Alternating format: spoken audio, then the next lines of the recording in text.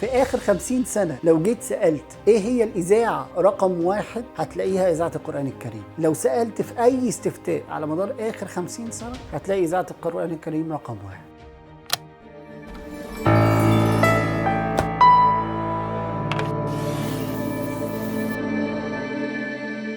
قعدت أسأل نفسي ليه إذاعة القرآن الكريم قدرت تحافظ وبمسافة كبيرة جدا عن أي إذاعة تانية، وقدرت تحافظ حتى في الإذاعات المماثلة اللي بتقدم نفس المحتوى اللي هي بتقدمه. لقيت ببساطة جدا هم قدروا يطبقوا قاعدة المربع الذهبي. المربع الذهبي ده ببساطة جدا 4 حاجات لو قدرت ان انت تعملهم هتقدر تحافظ على وجودك لأكتر من 50 سنة. ببساطة خطوات صغيرة مستمرة متكررة مبنية على بناء صحيح. طب ازاي إذاعة القرآن الكريم قدرت ان هي تنفذ ده؟ رقم 1 هتلاقي البرامج عندها ثابتة، البرامج مدتها قصيرة، التلاوات مدتها قصيرة، التلاوات تلاقيها ثابتة، كل ما تقدم هو ثابت متكرر في اليوم أكتر من مرة، متكرر يوميا كل يوم. هي خطوات بسيطة اللي هي ما تقدم ده عبارة عن فقرة صغيرة، سواء هي كانت إذاعة سواء هي كانت فقه، أيا كان ما يقدم فقرة صغيرة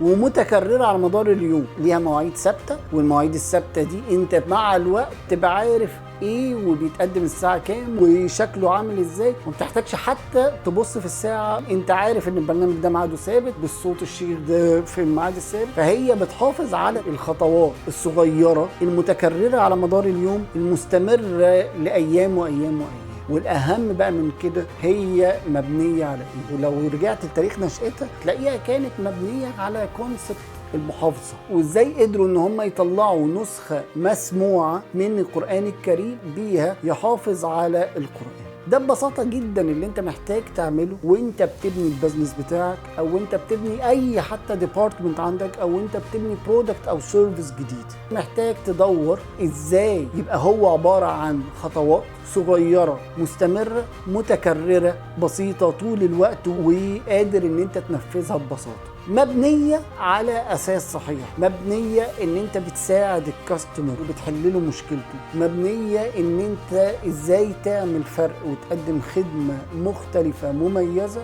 طول الوقت. هو ده ببساطة إزاي تقدر تبني ايكونيك براند يستمر لأكتر من 50 سنة.